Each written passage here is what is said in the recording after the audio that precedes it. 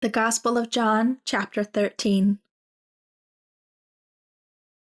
Now before the Passover feast, Jesus knew that his hour had come, and it was time for him to leave this world and return to the Father. Having greatly loved his own who were in the world, he loved them and continuously loves them with his perfect love to the end eternally. It was during supper, when the devil had already put the thought of betraying Jesus into the heart of Judas Iscariot, Simon's son, that Jesus, knowing that the Father had put everything into his hands, and that he had come from God and was now returning to God, got up from supper, took off his outer robe, and taking a servant's towel, he tied it around his waist. Then he poured the water into a basin and began washing the disciples' feet and wiping them with the towel which he tied around his waist. When he came to Simon Peter, he said to him, "Lord, are you going to wash my feet?"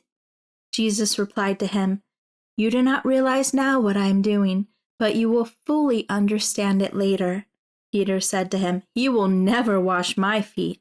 And Jesus answered, "Unless I wash you, you have no part with me. We can have nothing to do with each other." Simon Peter said to him, "Lord, in that case, not only wash my feet, but also my hands and my head." And Jesus said to him, "Anyone who is bathed needs only to wash his feet and is completely clean." So when he had washed their feet and put on his outer robe and reclined at the table again, he said to them, "Do you understand what I have done for you? You call me teacher and Lord, and you are right in doing so, for that is what I am. So if I, the Lord and teacher, washed your feet, you ought to wash one another's feet as well.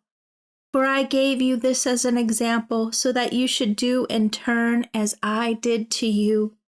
I assure you and most solemnly say to you, a slave is not greater than his master, nor is one who is sent greater than the one who sent him. If you know these things, you are blessed, happy, and favored by God, if you put them into practice and faithfully do them. I am not speaking to all of you. I know whom I've chosen, but this has happened in order that the scripture may be fulfilled.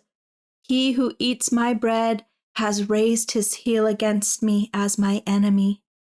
From now on, I am telling you what will happen before it occurs, so that when it does take place, you may believe that I am he, who I say I am, the Christ, the Anointed, the Messiah.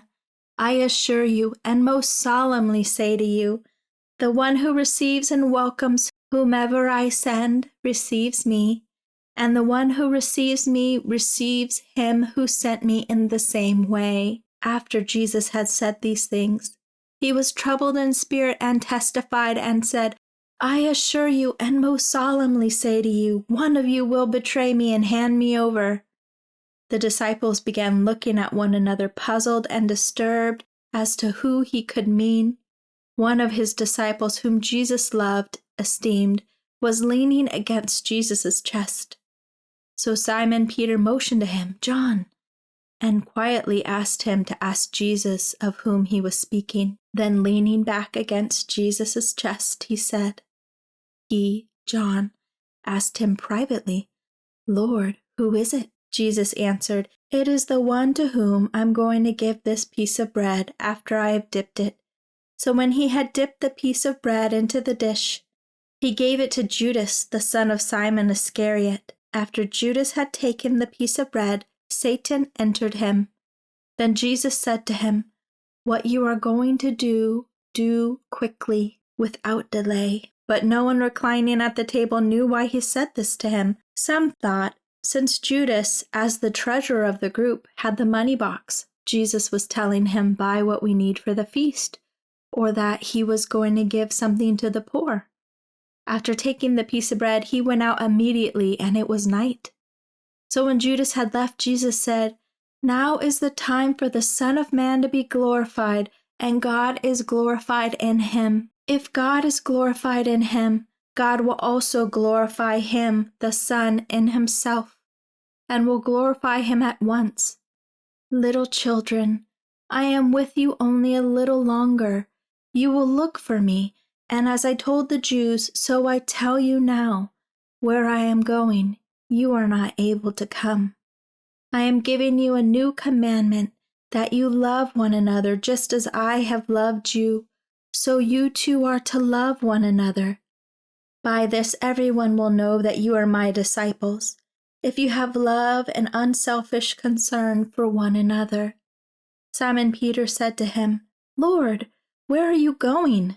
Jesus answered, Where I am going you cannot follow me now, but you will be able to follow later. Peter said to him, Lord, why can I not follow you now?